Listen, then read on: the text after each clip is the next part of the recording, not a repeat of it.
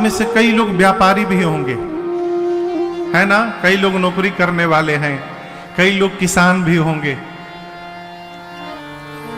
विवेकी पुरुष को इस बात का सदैव चिंतन स्मरण करते रहना चाहिए कि हम जो जमा कर रहे हैं उसमें से क्या हम यात्रा में लेके जा सकते हैं। यहां समझिएगा, हम रुपए के विरोधी नहीं हैं।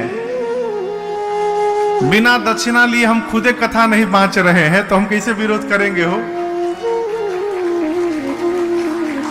हम और आप जहां जी रहे हैं इस युग का नाम है अर्थ प्रधान युग। क्या नाम है? यहां अर्थ की प्रधानता है। बिना अर्थ के हम और आप इस युग में व्यवहार करने वाले नहीं हैं। इसलिए अर्थ की आवश्यकता आपको स्थान स्थान पे पड़ेगी।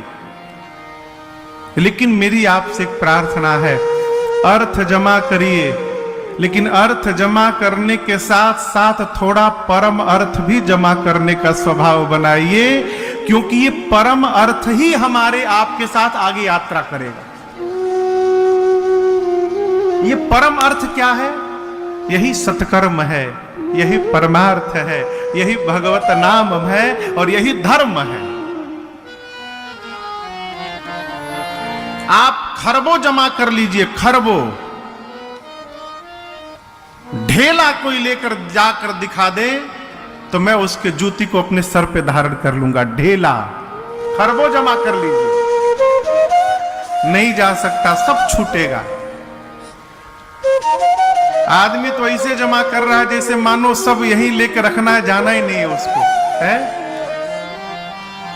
अभी कोरोना आया था, आदमी न जाने इतना जड़ी बूटी पी लिया है कोरोना में। कई लोग इतना काढ़ा पी लिए कि उनके पेटे खराब हो गया, काढ़ा पी पी के।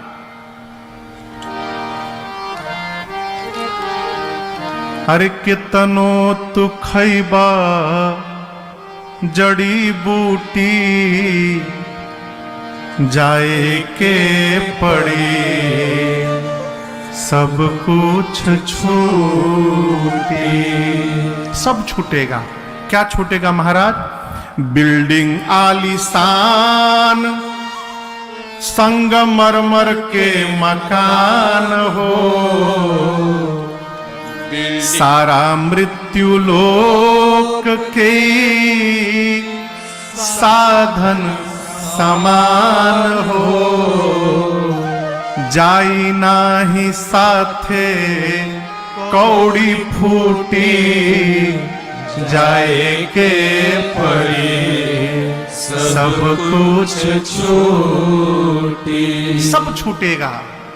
साथ क्या जाएगा महाराज? तो हमारा धर्म हमारे साथ यात्रा करेगा और इस जन्म का धर्म अगले जन्म में जन्म लेते प्राप्त होगा।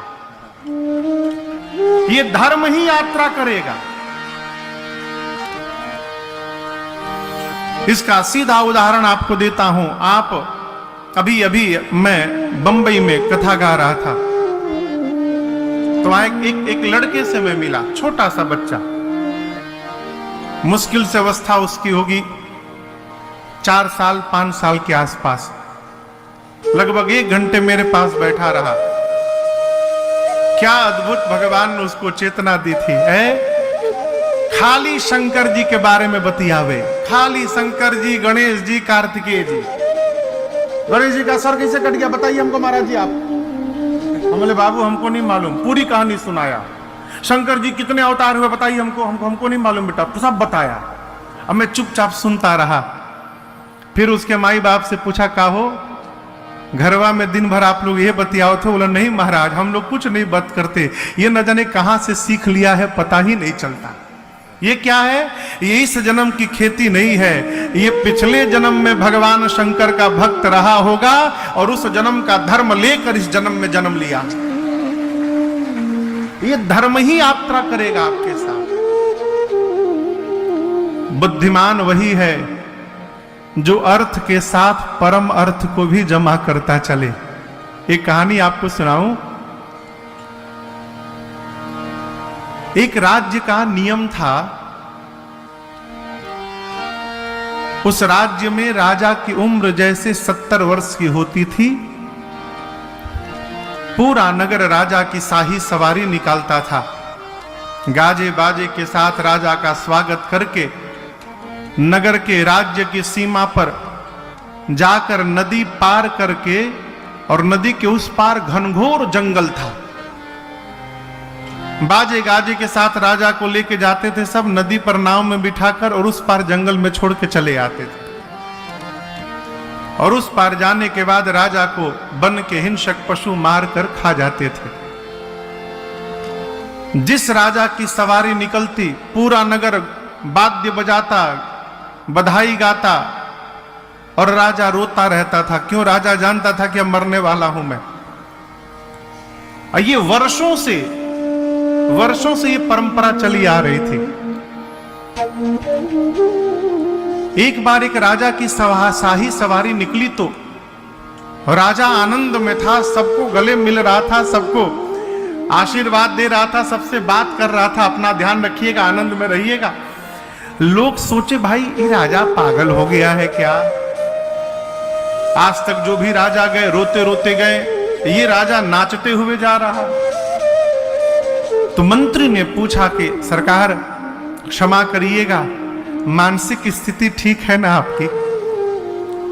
आप वन में जा रहे हैं, वहां जाते मरेंगे आप, लेकिन आपके मुखमंडल पर तनिक भी ग्लानि नहीं, मलिनता नहीं, आप इतने प्रसन्न मुद्रा में कैसे हैं? राजा ने मुस्कुराकर मंत्री से कहा, मंत्री मैं अपने पिछले राजाओं जैसा मूर्ख राजा नहीं हूं। मैंने अपने जीवन काल में ही जितना ऐश्वर्य इस यहां पर राजमहल में है, इससे अधिक ऐश्वर्य उस पार वन में बना करके रखा हूं। पूरी संपत्ति ऐश्वर्य वहां बना दिया हूं। यहां से नदी पार करके जाऊंगा, वहां जाकर महल के भीतर बैठ जाऊंगा, ठाट से रहूंगा, मुझे कोई पशु मारने उड़ने वाला नहीं है।